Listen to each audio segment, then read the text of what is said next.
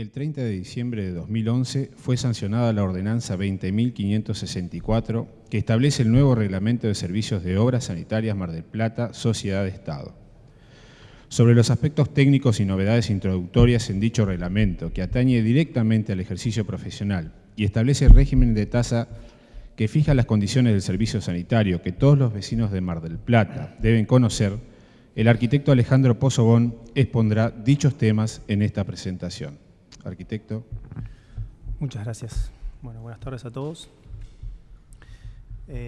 Lo bueno de la presentación de Luis, aparte de lo interesante, es que el ingeniero Mérida, que va a ayudar a entender por qué hemos tenido que adoptar medidas relacionadas a lo que es el Reglamento General de Servicio Sanitario y algunas cuestiones que pueden parecer un poco antipáticas a veces, pero todo tiene un fundamento que está basado en la preservación del recurso y en obtener los recursos necesarios para poder llevar la calidad en el servicio sanitario de toda la ciudad de Mar del Plata.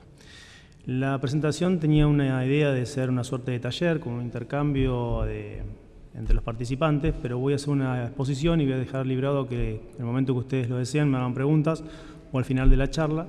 Voy a tratar de ser lo más dinámica posible, lo más rápido posible. Después me quedo el tiempo si es necesario para evacuar las dudas que puedan quedar. Básicamente planteamos charlar sobre el uso racional del agua, cómo trabajamos para la preservación y su cuidado en el recurso, cómo incorporamos en el Reglamento General de Servicios Sanitarios los sistemas de ahorro, los regímenes de vuelco, novedades incorporadas hemos seleccionado el periodo 2008 al 2012, donde hay mayor cantidad de novedades en este sentido. En principio quería contarles un poco qué es OCE. OCE es como su figura jurídica actual, fue fundada en el año 84, es una entidad municipal descentralizada de servicios sanitarios que se encarga básicamente de la provisión de agua potable, desagües cloacales, tanto domiciliarios como industriales, y los desagües pluviales. Y como se expone en general del saneamiento básico en el Partido General Perdón, así como la explotación, la captación del recurso y la utilización de aguas destinadas a tal fin. Obras Sanitarias cuenta con un plan director 2010-2020, tanto para el agua como las cloacas, como el plan hidráulico. Estos planes tienen una inversión estimada de 1.240 millones de pesos aproximadamente y beneficiarios tanto directos como indirectos. Y vamos a tratar de explicar en adelante cómo intentamos llevar a la práctica todas estas medidas. La gestión en general tiene premisas básicas de la universalización del servicio, digamos llegar hasta todos los rincones del partido, tratando de aplicar para ello una tarifa justa y equitativa, promover el uso racional del agua, para ello debemos planificar, intentamos ser lo más eficientes en la gestión posible y también entendemos que tenemos que trabajar con la comunidad para que esto se cumpla. Estos son algunos de los ejes que voy a intentar contarles en el desarrollo de la presentación. Para nosotros, una forma de interpretar esto que queremos contarles es que entendemos que debemos trascender como una ciudad hídrica para poder construir un futuro mejor, donde podamos tener suficiente agua para el desarrollo económico y social y de los ecosistemas. Incorporar el valor intrínseco del agua en la gama de sus diferentes usos para la supervivencia y el bienestar humano. El agua forma parte fundamental de la faz productiva y donde las personas tienen agua segura y un precio razonable es lo que nosotros entendemos que podemos tener una vida limpia, sana, productiva y esto significa, en definitiva, la protección del medio ambiente. Bueno, acá hay una serie de elementos que quiero enumerar que intentamos hacer, que tiene que ver con el tema, con un modelo tarifario que contempla la necesidad del funcionamiento del servicio, entendiendo cuáles son las posibilidades de pago de la sociedad en los distintos niveles, en la parte del suministro de viviendas, en la parte de industrias y de comercios, la búsqueda de herramientas que ayuden al financiamiento para tanto la renovación como para de las redes existentes, para poder expandir el servicio existente, o sea, esto es la infraestructura, y poder mantener los niveles de calidad en los servicios existentes y mejorarlos en la medida que sea necesario. Y luego uno de los factores en los cuales también entendemos que es fundamental es el posicionamiento del servicio dentro del mercado, lo que es el Partido General Pueyrredón. Todos podemos entender que es la única empresa de servicios sanitarios, pero nosotros en realidad competimos contra EDEA, Camusi, El Cable, en definitiva, y que tienen otras medidas más restrictivas en cuanto a los sistemas de facturación y de controles, y nosotros tenemos que ponderar el servicio para con ellos dentro del partido. Para eso, como van a ver más adelante, trabajamos sobre la demanda del servicio, básicamente para concientizar en cuanto a la demanda que se le fija a cada una de las actividades de la ciudad y poder generar los recursos para las demandas crecientes que tenemos en los distintos consumos, tanto por la parte de habitante, en el consumo humano, como en la parte de la actividad industrial y comercial. Trabajamos para evitar el derroche del agua, induciendo algunas medidas, que ya lo vamos a explicar, que tienen que ver con acciones de tipo jurídicas, pero que tienen sistema de premios y castigos. Trabajamos, con el ingeniero Mérida, trabajando hace mucho tiempo en el tema de macromedidores en tanto el acueducto norte y sur, para lograr incrementar los niveles de eficiencia en la administración del recurso durante el transporte y la distribución del agua. Planes de reparación de pérdidas, por ejemplo, para evitar pérdidas propias en los sistemas de las conexiones o en las redes existentes, con plazos máximos para su ejecución. Y, en definitiva, todas estas medidas tienen como objetivo financiar el funcionamiento para que sea uno de los instrumentos de preservación del medio ambiente y efectores fundamentales de salud en nuestro partido.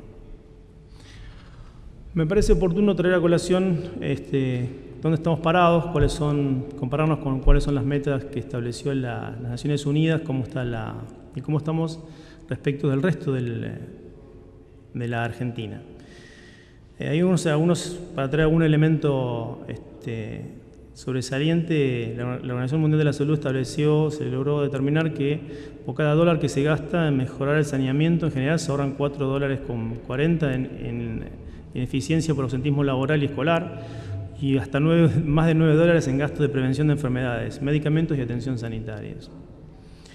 Ahora bien, entre todas estas informaciones, en las metas para el milenio que hay para Naciones Unidas, y con el estado de las obras que ha ejecutado obras sanitarias a la fecha, las que están previstas para terminar durante el año en curso y para el año próximo, este es un poco el cuadro donde estamos parados, ¿no?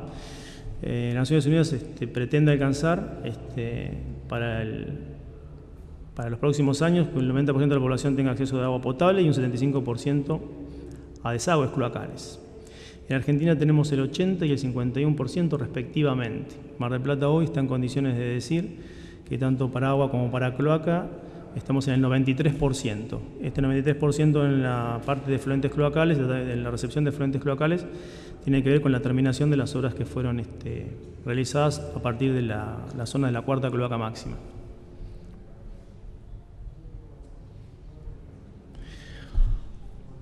Acá hay una serie de legislaciones que las cito, pero vamos a contarlas en adelante, que tienen que ver con los distintos mecanismos que se fueron buscando para darle marco de legalidad y sustentabilidad a las distintas medidas que se fueron tomando para obtener los recursos, para implementar los mecanismos del Reglamento General de Servicio Sanitario, así como otras cuestiones que tienen que ver con índole técnico. Y bueno, cito algunas ordenanzas y los años que fueron gestados y los títulos principales que ahora los vamos a desarrollar, pero se destacan, quería remarcar en esta etapa de la presentación que fueron planificadas. Digamos, partimos desde una primera medida que había que realizar, que era homogeneizar las zonas en las cuales estábamos prestando el servicio y darle una identidad a cada zona. O sea, la primera medida no fue aumentar la tarifa, sino darle una actualización en las zonas de facturación, por ejemplo. Ya en eso fue en el año 2008, ya en el año 2009 se empieza se da la oportunidad de generar el registro general de efluentes industriales, extensión y se define lo que son los regímenes de extensión, de ampliación y renovación de las redes, se empieza a definir lo que es el cargo por ampliación de demanda, que es un tema importante que vamos a desarrollar en la charla. La facturación por exceso de cubo, que tiene que ver con el cuidado de las redes existentes y está directamente relacionado a la construcción del micelio submarino y la nueva planta de tratamiento de efluentes cloacales. No podemos permitir que sigan volcando determinadas calidades de efluentes, en tanto en cuanto vamos a contar con un emisario submarino modelo para todo lo que es Latinoamérica, pero que no puede llegar el efluente con las calidades en las cuales estaba llegando al punto de vuelco. Luego se toman una serie de medidas adicionales, se genera el programa de uso y cuidado razonable del agua potable, se generan algunos elementos como para empezar a normalizar situaciones existentes, como los adicionales por actividad, las pautas para actualizar los vuelcos de frentes industriales, En fin, se ajustan al tema de los modelos de las tarifas de laboratorio, se implementa lo que es la tarifa social, fue una cuestión que entendíamos que también teníamos que atender ese costado. Se genera un fondo de infraestructura y gestión de la calidad del agua y el efluente cloacal. Luego se incorporan otras medidas como son los adicionales por piletas, los cargos por gestión y utilización de la infraestructura de pluviales, que eso fue posterior al anterior cargo por gestión.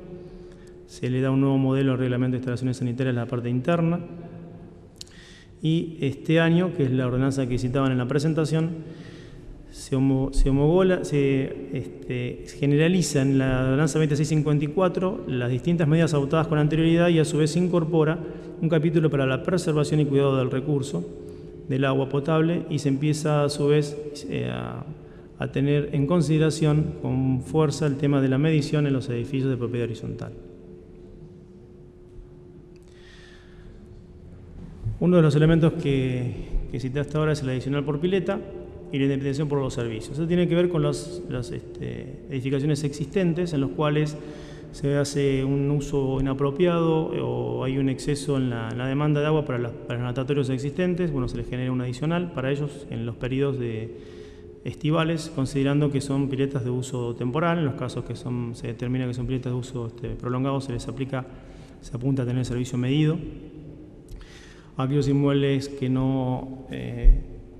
tengan destino de vivienda y que no posean servicio, que sean distintos de vivienda y que no tengan servicio independiente de agua y que estén en una situación distinta a aquellos, digamos, comercios o industrias que no han independizado el servicio y que no se les puede facturar el servicio medido, elemento al cual apuntamos en un 100%. Nuestro régimen tarifario nos obliga, digamos, estipula las condiciones para que todo aquello que sea comercial e industrial tenga servicio medido.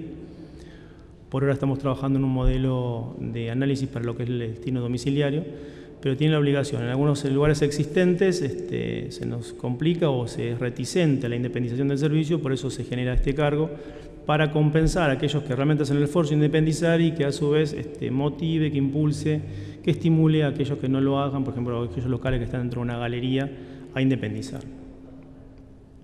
Nuestro objetivo, lo primero y lo último que yo les puedo llegar a contar en esta charla, entiéndase que no buscamos, acá no hay dinero que vaya a beneficiar a ninguna empresa privada, es todo a los efectos de buscar mecanismos que repercutan algo que tenga que ver con la concientización para la optimización de recursos. Esto es, aquel que independice para promover que se pueda facturar por servicio medido, o cualquiera de los cargos que van a ver tienen que ver con medidas que a veces tenemos que tomar para que después se concienticen y hagan inversiones internas para mejorar, por ejemplo, las calidades de los vuelcos de los efluentes. Lo primero que se definió fue el cargo por la ampliación de demanda relacionado con los consumos básicos.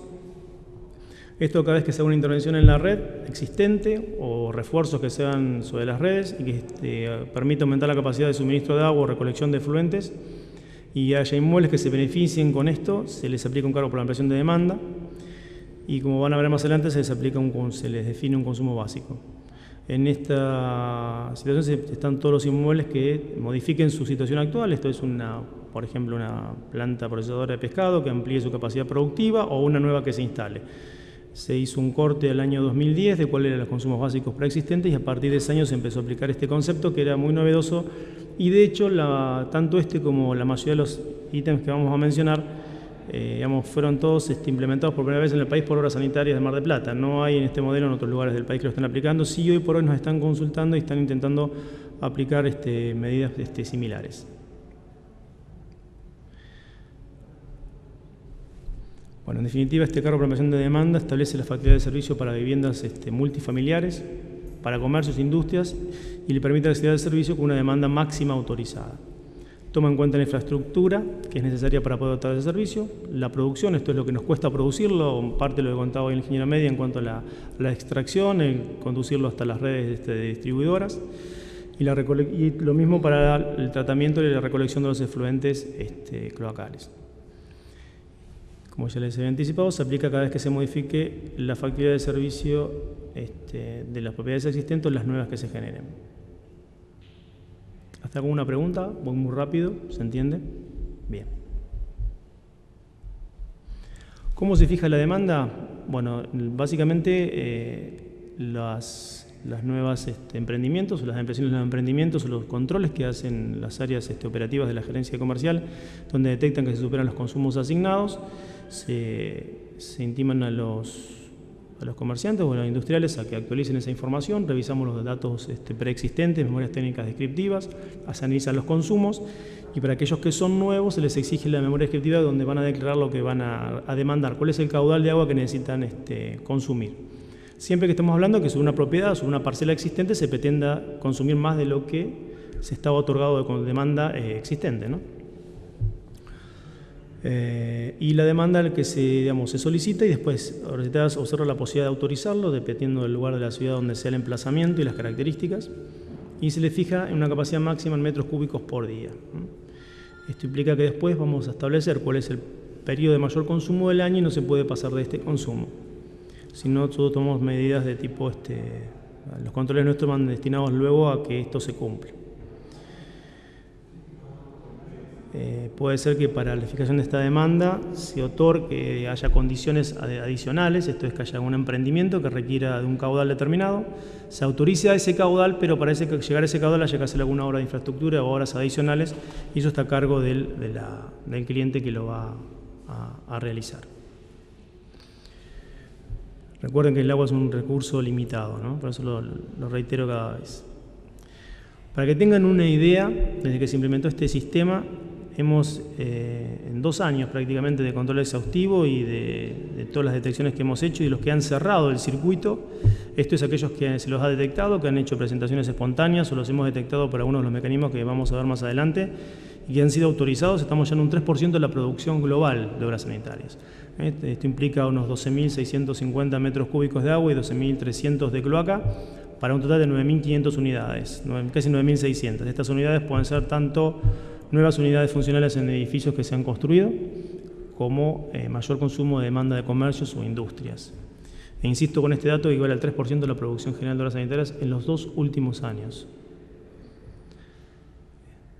Esto no creo que te ponga muy alegre respecto de la sobreexplotación. Esto implica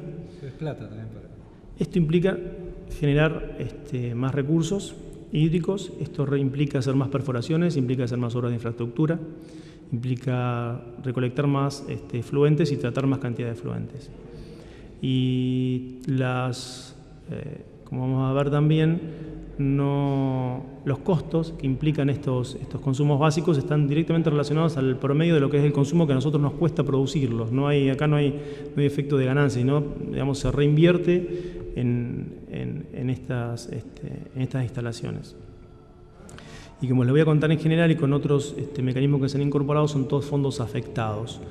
Todo lo que se recaude en función de estas nuevas conceptos que se generan son destinados al objeto para el cual fueron creados. No se puede destinar, está así jurídicamente determinado mediante la ordenanza que las crea, ¿no? Va destinado a estas distintas inversiones. Paralelamente, cuando se empezó a establecer esto, y bueno, igualmente lo que más costó incorporarlo, y bueno, se trabajó bastante con los colegios, con los distintos profesionales que han intervenido, y bueno, y ya ha logrado establecer normalizar esta práctica. Otros elementos que debió implementarse es el tema de los medidores totalizadores. Aquellos establecimientos comerciales e industriales ya tienen medidor de por sí, pero por ejemplo las propiedades horizontales, donde destinamos una mayor demanda, o por ejemplo se demolió una casa y tiene un consumo básico entre 0,70 y 1 metro cúbico por día y pasó a tener 100 departamentos, ese efecto multiplicador, nosotros para poder controlar el consumo que se asignó se instalan medidores totalizadores. Y desde este año, a su vez, con un sistema de telemetría también. La idea es tener un sistema de telemetría con lo cual los controlamos a distancia y no se pueden pasar de ese consumo asignado. O sea, se genera el sistema, se genera el mecanismo para poder aplicarlo y se genera el mecanismo de control. Básicamente porque pretendemos que, como van a ver además con los sistemas de ahorro de agua, con algunos edificios que están presentando ya sistemas de recupero de aguas grises, para reutilización de aguas grises, etcétera, se cumpla con eso. Nosotros preferiríamos facturar menos cargo por ampliación y que se consuma menos. Eso es lo que apuntamos. Todas estas normativas van tendientes a eso. Pero la única forma de controlarlo es respetar la ordenanza es en función de estos medidores totalizadores. Bueno, como ya lo hemos reiterado, está aplicado a todas las construcciones nuevas para viviendas multifamiliares y aquellas que sufran remodelación integral de sus instalaciones sanitarias. Si hay un hotel, pero digamos un edificio que se refuncionaliza en un hotel o algún comercio que se remodela 100% su instalación sanitaria, están obligados a sumarse a esta normativa. Un elemento que se incorporó y lo cité rápidamente hoy es el exceso del decubo.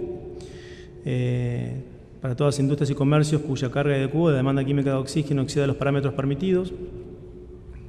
Se aplica un sobrecargo no con efecto recaudatorio, sino que pretende que el efluente que se recepta en las redes esté bajo la norma, evitando el deterioro de estas. Nosotros, por ejemplo, esto se aplica con cada facturación mensual en las industrias que tienen un exceso de decubo, se le aplica un porcentaje sobre el importe facturado en concepto de vuelco de efluentes cloacales. Y si requieren una mayor un cargo de ampliación, quieren declarar poder volcar más efluente, también se le aplica sobre ese exceso si los análisis de laboratorio que tenemos están por encima de esta demanda química de oxígeno. Lo que nosotros propendemos es a que cuando concientizamos y se genera este cargo, que ahora estamos teniendo un retorno efectivo en este sentido, es que las industrias inviertan el dinero en mejorar los sistemas de tratamiento de los efluentes cloacales. Por eso a veces llegamos a hacer convenios individuales con algunos de ellos, dándoles un tiempo de gracia, si se quiere, pero ellos demostrando en un plan de inversiones efectivo y eficiente que nos demuestre que mejora. Entonces evitamos la facturación del cargo y ellos esa plata se puede invertir en mejorar la calidad del efluente, que es lo que en definitiva perseguimos, ¿no es cierto? Les hago una breve descripción de lo que implica la demanda química de oxígeno para aquellos que no lo conocían, pero creo que vale la pena conocer un poquito el detalle de que hay distintos parámetros que se pueden analizar, pero se buscó el más representativo y aquel que tiene más incidencia en el deterioro de las redes. ¿Hasta acá alguna pregunta? 700 es el mínimo. El máximo a veces y proporcionalmente va superando desde los 700, hay como una escala, una tabla, que a medida que lo van superando, 700 a 1000 hay una escala de cargo, de multa, digamos, y lo van superando, pero encontramos a veces que, mira, lo que te puedo decir que hasta 700 es lo permitido, y algunos que tienen más de 12.000 o 15.000 a veces, una fábrica de harina de pescado o algunos otros tipos de fábricas que trabajan con algún tipo de proceso de este tipo superan estas. Y a veces tenemos que llegar a la punto tal de llegar a la clausura. Por nosotros, insisto, no nos interesa recaudar más, sino decirle no se puede seguir volcando esa calidad de efluente porque provoca daños en sí y al sistema colector cloacal en general. Una aclaración nomás. Sí. El del 700 es el producto de tratar de llevar a la industria a ese valor, que es un valor aceptable en la mezcla con el líquido domiciliario. Es decir, la dilución, sí. En una zona industrial, por ejemplo la zona Puerto, acometen la tasa de cloaca máxima y eso se mezcla con los líquidos de los vecinos. Y por eso se puede llegar a ese valor, pero en realidad es un valor posible de llegar con la tecnología actual. Esto después, el día de mañana, a medida que la gente se vaya adaptando, vamos a tener que ir bajando el valor a lo fin que el líquido sea de mejor calidad. La mayoría de las medidas que estamos charlando y que están en la ordenanza 2654, que es la última que los agrupa y los contiene a todos, tienen medidas que tienen vamos como subiendo escalones en los mecanismos que vamos utilizando para generar esto. Se va generando conciencia, se va aplicando una primera medida, otra, hasta que como dice el ingeniero Mérida, se llegan a los valores que deben cumplirse, tanto en estas cuestiones como en los temas que tienen que ver con los mayores caudales, etc. Paralelamente se genera un registro también de generadores de efluentes industriales. Son todos aquellos establecimientos comerciales industriales que generan efluentes de tipo industrial, que requieren de tratamiento y que están autorizados a transportar los residuos extraídos de instalaciones de tratamiento a tratamientos que son efectuados por obras sanitarias para lo cual hay todo un procedimiento bastante acabado en los cuales tienen que declarar en sus memorias descriptivas cuál es el caudal que van a generar, cuál es el caudal que pretenden volcar, se los autoriza y se les permite que los vuelquen en nuestra planta, en una planta que tenemos de tratamiento en la Escollera Sur, y después se efectúa una serie de controles cruzados a los efectos de, si declaran un volumen, por ejemplo, de 100 metros cúbicos anuales, que no nos vuelquen 10 porque podemos controlar qué pasó con esos 90, que no hayan tenido otro destino que a veces nos ha pasado, o que pretendan volcar más porque tiene una sobreproducción y no estaba dentro de lo previsto. Se busca el equilibrio en toda esta ecuación y se tiende a que, en definitiva, estos generadores de efluentes con industriales más particulares o que tienen son más propensos a ser nocivos para las redes tengan un mayor control.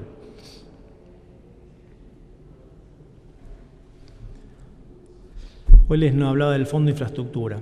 El Fondo de Infraestructura, que está destinado para la gestión de la calidad del agua y del efluente cloacal de la ciudad de Mar del Plata, fue creado para realizar obras de infraestructura, de conservación, renovación y todas aquellas acciones tendientes a preservar y mejorar la gestión de la calidad del agua y del efluente cloacal. Van a un fondo afectado, igual que el cargo por ampliación y la mayoría de los cargos que estamos hablando aquí, y fue, digamos, con lo cual el destino de los fondos que se recaudan van destinados exclusivamente para esto y todo un seguimiento en particular. Y bueno, en las facturas tienen un monto fijo por cada cuenta, depende en qué zona de la ciudad estén ubicadas o si son destinos comerciales o industriales. Se genera tiene una ecuación en función de los montos que se necesitan invertir.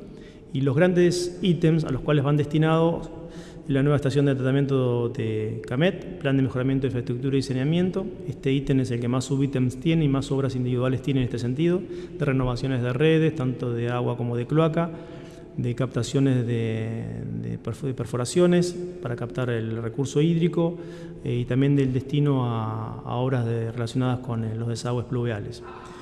El centro de abastecimiento de Tucumán y Almafuerte es otro. Los acueductos noroeste y pozos y ampliación del centro de abastecimiento de Mario Bravo. Algunos están en estados muy avanzados y otros están en etapas preliminares y solo se ponen al cobro con la posterioridad que fue licitada la obra o iniciados los trabajos, si lo hace OCE con personal propio o si es una obra que se licita. Posteriormente que fue licitada, recién se pone la parte proporcional de eso alícuota en la facturación. Es otra de las condiciones que se han establecido.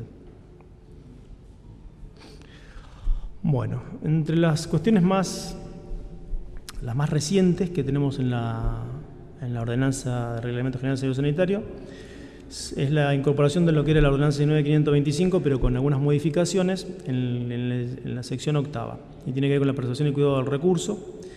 Y el capítulo 1 tiene que ver con el cuidado razonable del agua y es la que prohíbe algunas conductas que no son propicias y tiene que ver con el evitar que se arrojen y canalicen en la vía pública líquidos de cualquier naturaleza, menos aquellos que son dañinos como productos clorados o alcalinos. Canalizar en la vía pública los desagües interiores, que vienen de patios interiores u otros similares, ni hablar de efluentes cloacales, y vamos a punto de aplicar también, se está trabajando para evitar el lavado de vehículos en la vía pública durante las 24 horas del día. Nosotros lo que hacemos en estas cuestiones en general es detectarlos.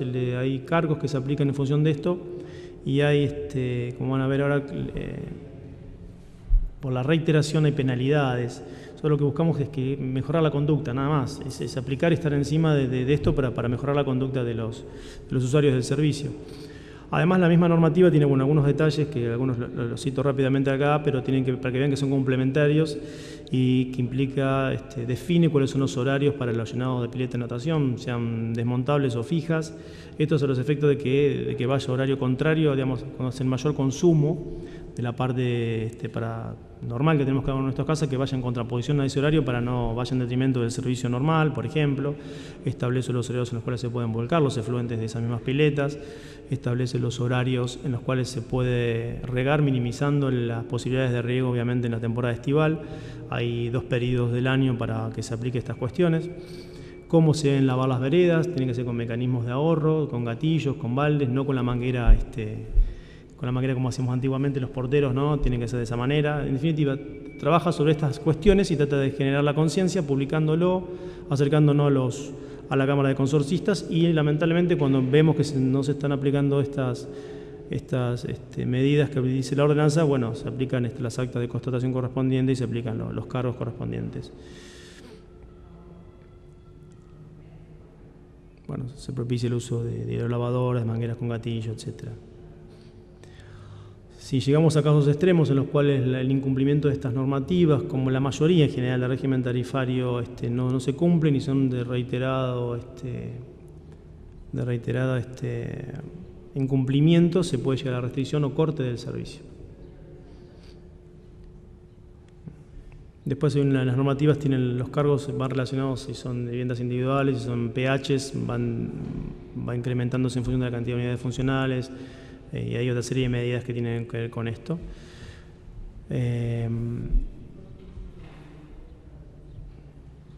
Después también trabajamos sobre aquellos lugares, por ejemplo, que se provocan volcamientos por aguas semisurgentes o por algunas cuestiones. Se da tanto en los edificios nuevos que se construyen como existentes, se trabajan en definir puntos de vuelco fijos para que esos vuelcos no vayan permanentemente en la vía pública.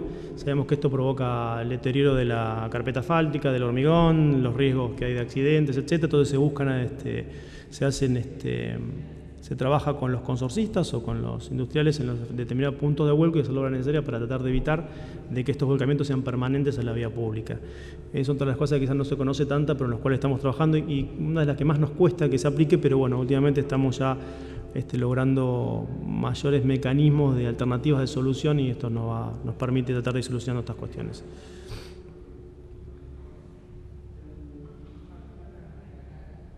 Bueno, al final hablan de los periodos en el año en los cuales se permiten las prácticas. Luego se creó en el capítulo 2, que habla sobre el uso racional del agua. Acá es como empezar a fomentar regular el uso de elementos de ahorro de agua, en todo el Partido General Pueyrredón sin distinción. Está destinado básicamente a todas las unidades todos los destinos de viviendas unifamiliares a multifamiliares, todo tipo de comercio, industria, y todo aquello que requiera consumo de agua.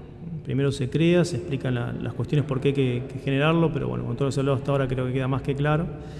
Y luego se define las construcciones que están alcanzadas, se define que a todas aquellas construcciones existentes pero que tengan remodelación integral o las nuevas están alcanzadas por esto, y que aquellas que no lo cumplan la normativa, bueno, se puede aplicar distintas cuestiones para retrotraer la situación y que lo cumplan, digamos. Pues, lamentablemente a veces hay que seguir la normativa, hay que explicarlas, hay que fomentarlas, pero cuando no se cumplen hay que aplicar elementos como restricción o corte del servicio. Paralelamente a ello, se establecieron cuáles son algunos de los mecanismos de sistemas para ahorro de agua que están disponibles en el mercado, que se pueden realizar con las previsiones necesarias cuando se diseña la instalación sanitaria. Esto no es determinante, se pueden aceptar a medida que las nuevas tecnologías vayan incorporando mecanismos, ya sea mecánicos o electrónicos, con solo presentarlo y analizarlo se acepta, digamos, no es restrictivo. Lo más conocido que tenemos son los reguladores de presión, para evitar presiones máximas que hagan que fomenten o que potencien las posibles pérdidas o cuando hayan pérdidas el mayor derroche. Los irradiadores en las griferías, los sistemas de temporizadores, ya sean mecánicos o electrónicos, cisternas especiales en inodoros de doble descarga, ya sea depende del uso que se esté, ahí pueden ser de distintos caudales que se vuelcan. Para el aprovechamiento del agua de lluvia, una pregunta que hacían hoy le hacían a Luis, bueno, se prevé, y de hecho ya hay algunas presentaciones para utilizar el agua de lluvia en el sistema interno de aprovisionamiento, o reutilización de aguas grises, por ejemplo.